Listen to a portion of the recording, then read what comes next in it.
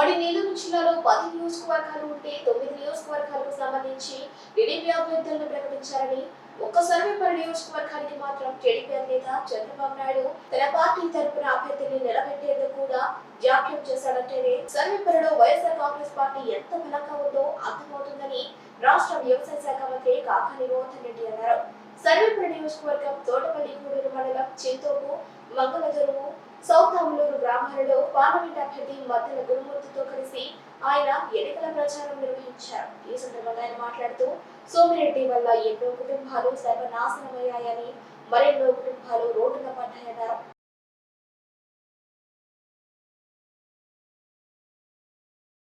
ఉమ్మడి నెల్లూరు జిల్లాలో 10 నియోజకవర్గాలు ఉంటే 9 నియోజకవర్గాలకు సంబంధించి టీడీపీ అభ్యర్థులను ప్రకటించారని, ఒక్క సర్వేపల్లి నియోజకవర్గానికి మాత్రం టీడీపీ అధినేత చంద్రబాబు నాయుడు తన పార్టీ తరపున అభ్యర్థిని నిలబెట్టేందుకు కూడా జాప్యం చేశాడంటేనే సర్వేపల్లిలో వైఎస్ఆర్ కాంగ్రెస్ పార్టీ ఎంత బలంగా ఉందో అర్థమవుతుందని రాష్ట్ర వ్యవసాయ శాఖ మంత్రి కాకాని గోవర్ధన్ రెడ్డి అన్నారు.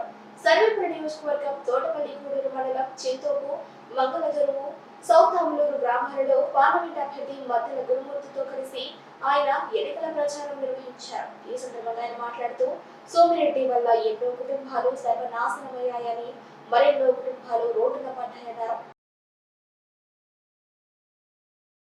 వేయించి పూర్తి చేస్తాం.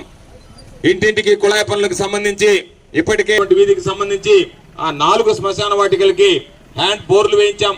ఎన్నికల్లో వైఎస్ఆర్ కాంగ్రెస్ పార్టీ అభ్యర్థులుగా సర్వేపల్లి నియోజకవర్గం నుంచి నేను, తిరుపతి పార్లమెంట్ అభ్యర్థిగా సోదరులు మద్దెల గురుమూర్తి గారు పోటీ చేస్తున్నటువంటి సందర్భంలో తోటపల్లి గూడూరు మండలంలో చింతోపు, ముంగళదొరువు, సౌతాములూరు గ్రామాల్లో పర్యటించాం.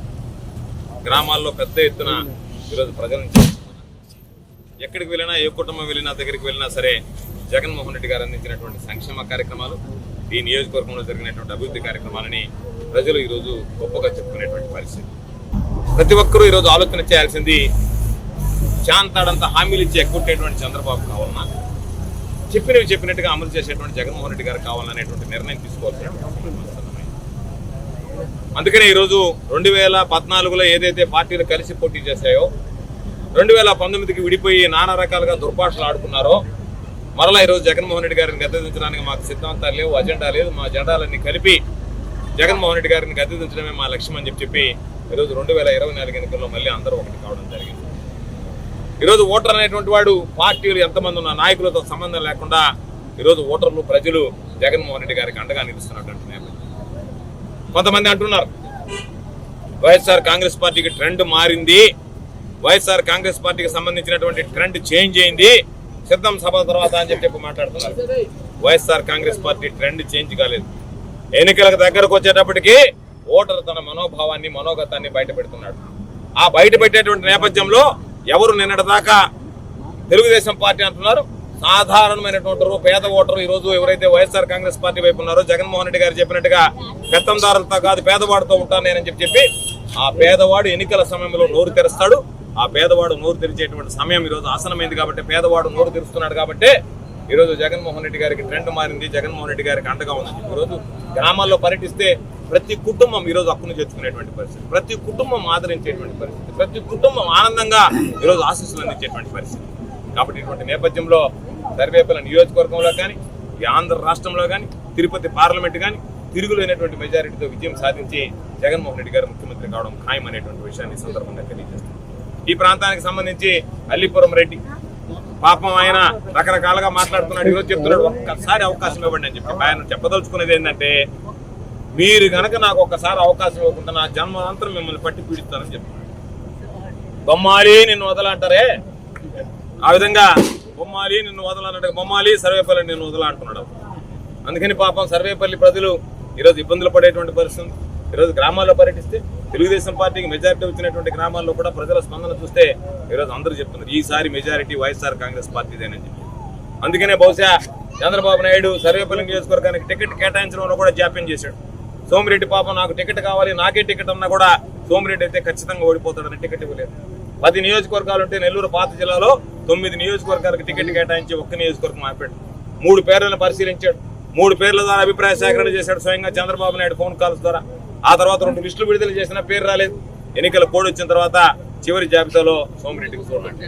ఆయన నాది రాష్ట్ర స్థాయి, నాది దేశ స్థాయి, నేను జాతీయ స్థాయి నాయకుడు అనేటువంటి వాడికి టిక్కెట్కి కాబట్టి పాపం సోమిరెడ్డి టిక్కెట్ సంపాదించుకోవడమే తన ఘన విజయంగా భావించి టపాసులు కాల్చుకున్నటువంటి పరిస్థితి. నాకు టికెట్ కేటాయించాడు జగన్మోహన్ రెడ్డి గారు. ఎవ్వరు ఏం ఆందోళన మామూలుగా దాని గురించి పెద్దగా ఏమి దాన్ని ఆందోళన లేదు కాబట్టి ఎవరు కూడా దాని గురించి పెద్దగా బయటపడలేదు. సాధారణమైన విషయమే కదా అని. అటువంటిది నీకు ఇవ్వకుండా ఎగ్గొట్టి నీకు టికెట్ ఇస్తే పాపం మరలా టపాసులు కాల్చుకునేటువంటి అవకాశం ఉంటుందో లేదో అని చెప్పి మొన్ననే కాల్చి పరిస్థితి టపాసు. ఈరోజు చెప్తాను వెళ్ళిపోతాను నేను అసెంబ్లీకి అని చెప్పి కారు వేసుకున్నాను. అసెంబ్లీకి పోతావు, ఎక్కడ దాకా పోతావు? అసెంబ్లీ గేట్ దాకా పోతావు. అసెంబ్లీ గేట్ నేను మార్షల్స్ తాకలేదు కదా. నువ్వు కానీ నేను కానీ అసెంబ్లీలోకి పోవాలంటే ప్రజలు మనల్ని పంపించారు. కాబట్టి నాకు చివరి అవకాశం ఇస్తే ఇంక నేను మీ మొహం చూపించిన వెళ్ళిపోతాను, మీ కథలు మీ బాధలు మీరు ఇబ్బందులు మీరు పడండి, మీ సమస్యలు గాలికి వదిలేస్తాను అంటున్నాడు. పాపం సానుభూతి కోసం మాట్లాడుతున్నాడు. సోమిరెడ్డికి ఎవ్వడూ సానుభూతి చూపించాడు. సోమిరెడ్డి రోజు కన్నీరు పెట్టిపోవచ్చు, కానీ సోమిరెడ్డి ఎన్ని కుటుంబాలను సర్వేపల్లి నియోజకవర్గంలో కన్నీరు పెట్టించాడో, ఎంతమంది కుటుంబాలు సర్వేపల్లిలో సోమిరెడ్డి పుణ్యమైన గోడుకోవడమన్నాయో, ఎన్ని కుటుంబాలు సర్వనాశనమయ్యాయో, ఎన్ని కుటుంబాలు వీధులు పాలయ్యాయో, ఎన్ని కుటుంబాలు పాపం నిద్రలేనటువంటి రాత్రులు గడిపారో ఆ కోష్ట సోమిరెడ్డికి తగిలింది. కాబట్టి వరుసగా 4 సార్లు ఈ జిల్లాలో 5 సార్లు ఓడిపోయాడు. మరలా ఈ జిల్లాలో 6వసారి, ఈ నియోజకవర్గంలో 5వసారి ఓడిపోవడానికి సిద్ధపడి పోటీ చేశాడు. కాబట్టి నేను అందరినీ కోరుకునేది, ఈరోజు గురుమూర్తి తిరుపతి పార్లమెంట్ సభ్యుడిగా, శాసనసభ్యుడిగా మేము తలలో 4లాగా పనిచేసేవాళ్ళం, ఇంటి బిడ్డల్లాగా ప్రజల్లో మమేకం అయ్యేటువంటి వాళ్ళం. కరోనా కష్టకాలంలో ప్రజలకు సంబంధించినటువంటి ఎవరు కూడా కనిపించినటువంటి నేపథ్యంలో సోమిరెడ్డి కలుగులో దాక్కున్నట్టుగా బెంగళూరు, హైదరాబాద్ లో తిరిగి ప్రజలను విస్మరించినటువంటి సందర్భంలో ప్రజలకు అండగా నిలిచాం. 3 కోట్ల రూపాయలు విలువైనటువంటి బియ్యం వంటనూనె పంపిణీ చేశాం. ఈరోజు నీ హయాంలో పుట్టే 18,000 మద్దతు ధర అయితే 12,000కి 30% తగ్గించుకున్నారు. దళారులు, వ్యాపారులు వాళ్ళ దగ్గర 50 కోట్ల డబ్బులు నొక్కేశాం. ఈరోజు నేను వ్యవసాయ శాఖ మంత్రిగా ఉంటే 18,000 మద్దతు ధర అయితే 22 నుంచి 24,000 రూపాయలు డబ్బు కట్టి ఈరోజు ధాన్యం ఎత్తకపోయినటువంటి పరిస్థితి ఏర్పడింది. దళారులను దరిచేరం లేదు కాబట్టి, మిల్లర్లతో మాట్లాడలేదు కాబట్టి ఇవన్నీ చేసినటువంటి నువ్వు ప్రజలను ఏ విధంగా దోచుకున్నావు అనేటువంటిది చెప్పాల్సినటువంటి పని లేదు. మరో 10 తరాలకు సరిపడా దోచుకున్నటువంటి నువ్వు మరలా డబ్బు సంస్థలతో తయారీ ఏదో ఒక విధంగా మరలా ఈసారి ఏదైనా సరే 100 సరే డబ్బు ఖర్చు పెట్టినా గెలిచి తీరాల్సిందే అనేటువంటి ఆలోచనతో వస్తున్నాడు. సోమిరెడ్డికి మరోసారి శృంగభంగం తప్పదు. ఈరోజు ఈ కాలనీకి వస్తే అక్కడ ఉన్నటువంటి ప్రజలు చెప్పారు, అయ్యా గతంలో మేము తెలుగుదేశం పార్టీకి మెజారిటీ ఇచ్చినా ఎక్కడన్నా గ్రామాల్లో సిమెంట్ రోడ్లు వేయాలంటే మేము ఇంత నిధులు ఇస్తామంటే మా రోడ్డు వేయాలని గొడవ పడితే లాటరీ పద్ధతిలో ఎంపిక చేసి రోడ్లు వేసేవాళ్ళు అని చెప్పారు. కాబట్టి నువ్వు లాటరీ కొట్టుకుని రోడ్డు వేసేవాడివి, నేను ప్రజల సమస్యలు తీసుకుని సంపూర్ణంగా ఈరోజు ఈ కాలనీకి మొత్తం బీసీ కాలనీకి సంబంధించి రోడ్లు వేయించడం జరిగింది. కాబట్టి ప్రజలు నన్ను ఆదరిస్తారు, నిన్ను ఆదరిస్తారు అనేటువంటి రేపు జరిగేటువంటి ఎన్నికల్లో సమాధానం దొరుకుతుందని చెప్పి సందర్భంగా నేను తెలియజేస్తూ, నేను శాసనసభ్యుడిగా తిరుపతి అభ్యర్థి గురుమూర్తి గారి రోజు ఈ నియోజకవర్గంలో పర్యటించడం జరిగింది. చింతోపు, మొంగళదొరుగు, సౌతాం రోడ్లో మేమిద్దరం కలిసి పర్యటించాం. ప్రజల నుంచి విశేషమైనటువంటి స్పందన వస్తుంది. మొన్న ఏ విధంగా అయితే గురుమూర్తి గారికి భారీ మెజారిటీ వచ్చిందో అదే మెజారిటీ ఈసారి వస్తుంది. సర్వేపల్లి నియోజకవర్గానికి సంబంధించి కూడా మొన్న వచ్చినటువంటి దానికన్నా దాదాపుగా 3 రెట్లు అధిక మెజారిటీతో వైఎస్ఆర్ కాంగ్రెస్ పార్టీ అభ్యర్థిగా అందరి ఆశీస్సులతో నేను విజయావకాశాలు సాధించేటువంటి అవకాశాలు ఉన్నాయని చెప్పి మీ అందరికీ సందర్భంగా మనవి చేస్తూ, ప్రతి ఒక్కరిని కూడా కోరుకునేది చెప్పి ఎగ్గొట్టేటువంటి చంద్రబాబు కావాలన్నా, చెప్పిని అమలు చేసేటువంటి జగన్మోహన్ రెడ్డి కావాలన్నా నిర్ణయం తీసుకోవాలి. చెప్పి మోసం చేసేటువంటి సోమిరెడ్డి కావాలన్నా మొత్తం జన్మభూమి కమిటీల జోబీల్లోకి వెళ్తే 2019 ఎన్నికల తర్వాత గౌరవ ముఖ్యమంత్రి వర్యులు వైఎస్ జగన్మోహన్ రెడ్డి గారు అధికారం చేపట్టిన తర్వాత ఈరోజు రాష్ట్ర సంపద సమానంగా ఎలాంటి భేదాలు లేకుండా ప్రతి అర్హులైనటువంటి ప్రతి వాళ్ళ కుటుంబానికి పేద కుటుంబానికి దాదాపుగా 28 సంక్షేమ పథకాల ద్వారా దాదాపుగా 2,70,000 రూపాయలని ఈ ఫలాలన్నీ పొందినటువంటి పేద ప్రజలందరూ కూడా అర్హులైనటువంటి ప్రతి ఒక్కరు కూడా ఈరోజు గ్రామాల్లో తీసుకుంటే సంతోషంతో స్వాగతం పడుతుంది. ఇప్పుడు అవకాశం వస్తుందా?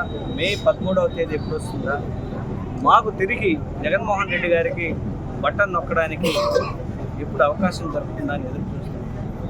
వాళ్ళకి ఉన్నటువంటి 2 ఓట్లని 2 ఫ్యాన్ల కుటుంబం మీద నుంచి ఈ రాష్ట్రంలో వైఎస్ఆర్ కాంగ్రెస్ పార్టీ మళ్ళీ అధికారంలోకి తెప్పించడానికి, మళ్ళీ అభివృద్ధి అలాగే సంక్షేమ పాలనని కొనసాగించే విధంగా ఉండేందుకు గౌరవ ముఖ్యమంత్రి వర్యులకి నిండైన మనసు నిండుగా ఆశీర్వదించడానికి రాష్ట్ర ప్రజలందరూ చూస్తున్నారు. అలాగే సర్వేపల్లి నియోజకవర్గంలో కాకాని గోవర్ధన్ అన్నకి అత్యధిక మెజారిటీ ఇవ్వడానికి ప్రజలందరూ సిద్ధంగా ఉన్నారు. ఎందుకంటే గ్రామాల్లో పర్యటిస్తేనే ఆ ఉత్సాహం ప్రజల్లో కనిపిస్తుంది. మమ్మల్ని స్వాగతం పలికే విషయాల్లోనే క్లియర్గా అర్థమవుతుంది. వాళ్ళంతా ప్రేమాభిమానాలు నింపుకొని వైఎస్ఆర్ కాంగ్రెస్ పార్టీ జగన్మోహన్ రెడ్డి గారిని ఇట్లా కాకాన్ని కోరుకుని మమ్మల్ని ఆశీర్వదిస్తారని మనస్ఫూర్తిగా మేము అనుకుంటున్నాం. ఖచ్చితంగా ఆశీర్వదిస్తారు. వైఎస్ జగన్మోహన్ రెడ్డి గారు అత్యధిక మెజారిటీలో 175 నియోజకవర్గాలు గెలిచే విధంగా ప్రజలు తీర్పు ఉంటుందని ఆశిస్తున్నాం.